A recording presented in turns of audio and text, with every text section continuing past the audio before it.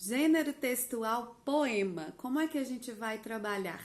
Há sempre muita dúvida sobre como trabalhar os gêneros textuais na alfabetização. Então eu vim trazer para você sugestões para o estudo, para a escrita e para a apresentação. Assim você faz um trabalho bem completo, bem legal com seus alunos.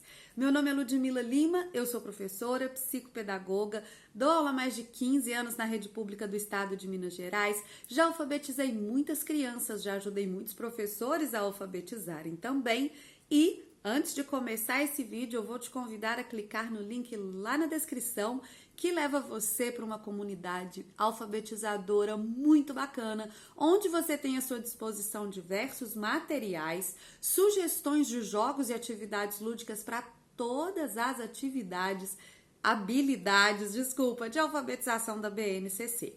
Bom, vamos falar então do nosso assunto, que é o gênero textual poema. Poemas são trabalhados no primeiro ano? Sim. Gêneros textuais devem ser trabalhados no primeiro ano? Sim. E aí, como que a gente vai fazer isso?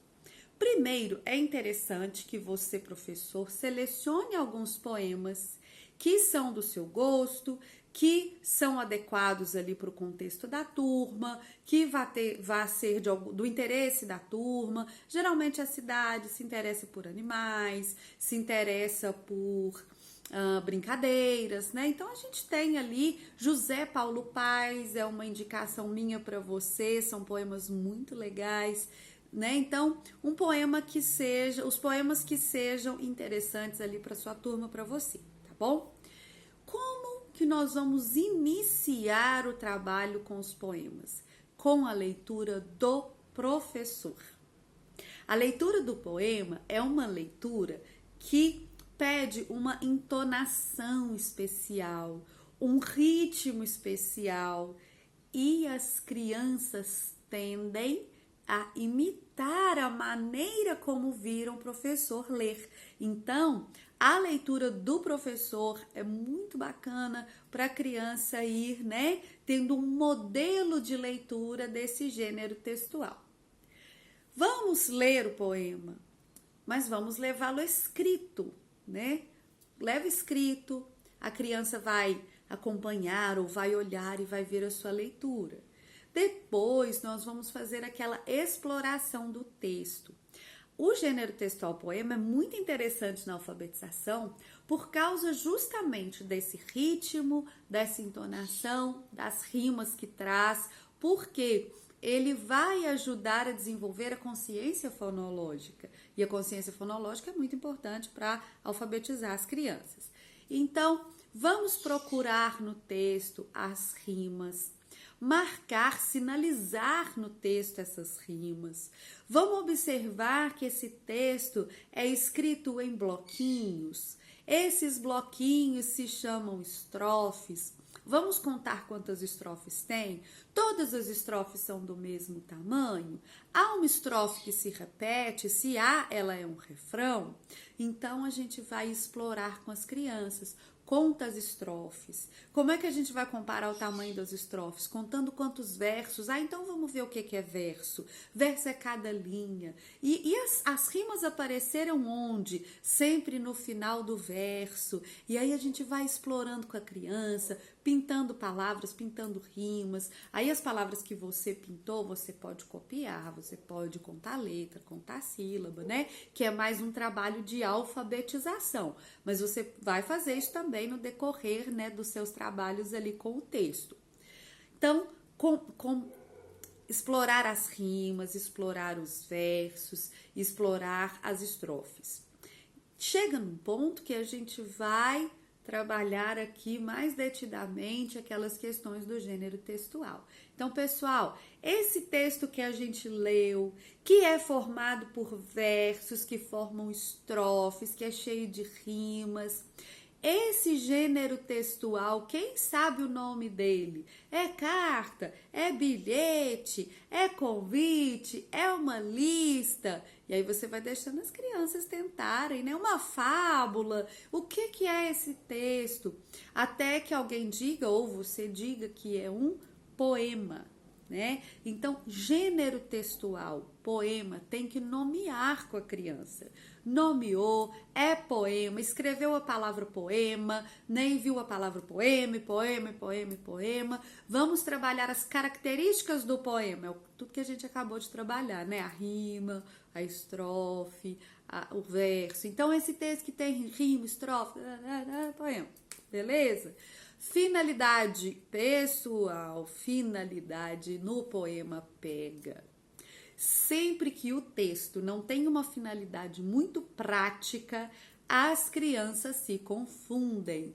E eu já falo finalidade lá no primeiro ano. Aí eles perguntam, o que é isso mesmo? E eu falo, é para que serve? Aí, finalidade, de novo, lá no outro gênero textual, eles vão perguntar de novo, mas o que é isso mesmo? Você vai falar, para que serve? E aí eles vão aprendendo o que é finalidade. Então, finalidade do poema: emocionar, sensibilizar, homenagear. Aí a gente vai ler e vai descobrir qual que é a finalidade daquele poema. É importante trabalhar a finalidade? Muito, tá? Muito. Onde circula? Geralmente em livros literários, né? Diferente da receita da lista. Então a gente tem que ir trabalhando isso com a criança.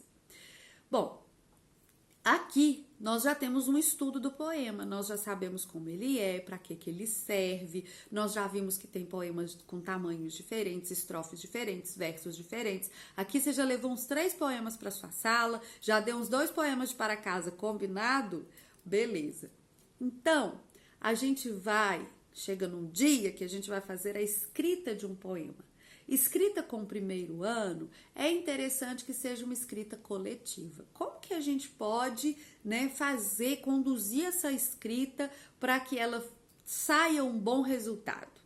Primeiro, a gente vai combinar com as crianças. Vamos escrever um poema, vamos escolher um assunto?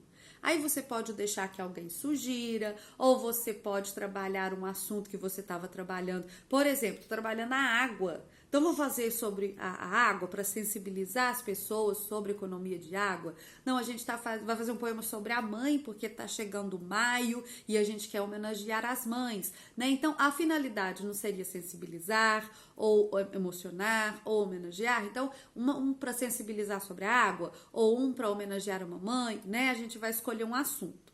Escolhemos o assunto, agora nós vamos para o quadro, parte o seu quadro no meio, vai para o lado direito do quadro, a gente escreve da esquerda para a direita, vai à direita, corta o quadro ali e agora nós vamos falar palavras, nós vamos falar da água da mamãe, não sei, fala aí um assunto e nós vamos falar de palavras que lembram, que se relacionam com a água com a mamãe, tá? E aí você vai colocar no quadro essas palavras distantes umas das outras. Faz ali umas 6 nuvenzinhas dentro do quadro, tá? Que é um brainstorm, né? É uma tempestade de ideias. Então, coloca ali dentro das nuvenzinhas as palavras que as crianças falaram que se relacionam com mamãe. Então, mamãe, eles colocaram que é amor, eles colocaram que é carinho, eles colocaram que é cuidado. E aí agora a gente vai pegar essas nuvenzinhas e encher de rimas. Então, amor, o que rima com amor, pessoal?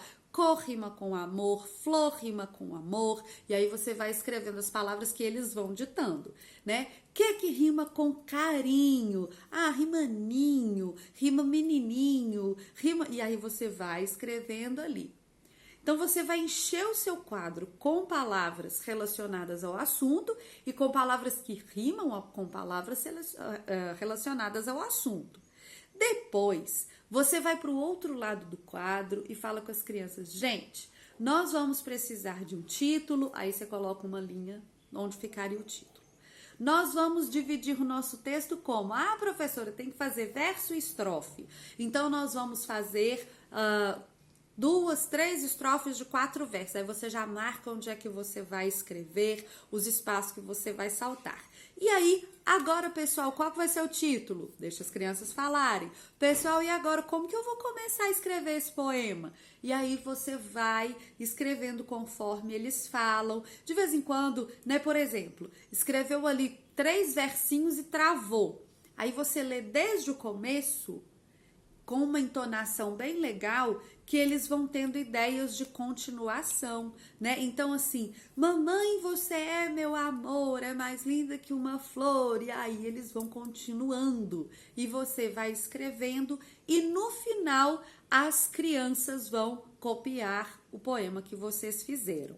Então aqui a gente trabalhou o estudo e a escrita. Limite essa escrita, porque copiar um texto muito longo para uma criança nessa idade é difícil. Então limite essa escrita. Nós vamos escrever um poema de 3 estrofes com 4 versos. Chegou aqui, acabou. Quem quiser escrever mais, escreve mais no seu caderno, mas a professora vai deixar escrever mais depois e tal. Você também pode, depois dessa produção coletiva, sugerir que a criança faça isso em casa, né, com a ajuda de um adulto ali individualmente. Então você pode fazer isso também. E a apresentação, como é que a gente faz? Bom, eu gosto de trabalhar com os meus alunos a leitura ensaiada. O que é a leitura ensaiada? É uma leitura, um poema curtinho, uma leiturinha, que eu vou mandar para casa no começo da semana. A criança vai ter a semana inteira para ensaiar e ler para mim no dia que a gente combinar, numa sexta-feira, por exemplo. Essa leitura, você fala de mim, eles não sabem ler? Não, mas a leitura é curta e eles ensaiaram, então eles vão memorizar. Se não memorizar, você ajuda, você dá umas dicas, mas eles costumam memorizar sim, tá? Quando tem apoio de casa, quando tem, né, um adulto ali que ajuda, eles costumam memorizar sim, só que tem que ser curto, obviamente, né? Algumas crianças até começam a se propor desafios maiores, mas você vai começar com texto curto. Então, toda sexta a gente tem ali uma roda onde a gente vai falar esses poemas que a gente decorou em casa, ensaiou em casa. E aí, professora, também pode ter como culminância dessa sequência, como culminância desse projeto, um sarau. E lá no sarau, as crianças vão apresentar poemas. Pode apresentar em forma de jogral, cada um vai, cada grupo, né? A sala tem 20 crianças. Aí você pega um poema de 4 estrofes, de 5 em 5, 5 crianças vai ler a primeira estrofe, 5 a segunda, 5 a terceira, sempre dessa maneira que eu falei, de ensaiar em casa, né? E aí a gente pode fazer jogral, a gente pode fazer o simples recitar do poema, a professora recita, convida outras pessoas, convida a diretora, convida a supervisora, convida todo mundo para recitar também, e as crianças vão recitar. 2 opções, a criança pode recitar o poema que ela levou para casa e ela pode recitar o poema que ela fez em casa. Né? Então, se você deu uma produção para ela fazer em casa, acompanhada dos pais, ela pode fazer a leitura, pode recitar essa produção dela. São opções que você vai dar para sua criança para que esse sarau seja bem interessante. Eu acredito de coração que se você trabalhar essa sequência com seus alunos, né, do estudo, da exploração do texto, da tempestade de ideias, a produção coletiva, a produção para casa, a leitura ensaiada e o sarau no final, você vai ter um projeto, um trabalho bem legal com as crianças e ainda vai favorecer a consciência fonológica que você precisa para a alfabetização. Eu espero que você tenha gostado desse vídeo, que seus alunos gostem muito desse trabalho também. Se você gostou, é muito importante para o vídeo que você deixe seu like, comente, compartilhe com outros professores. Um grande beijo e até a próxima!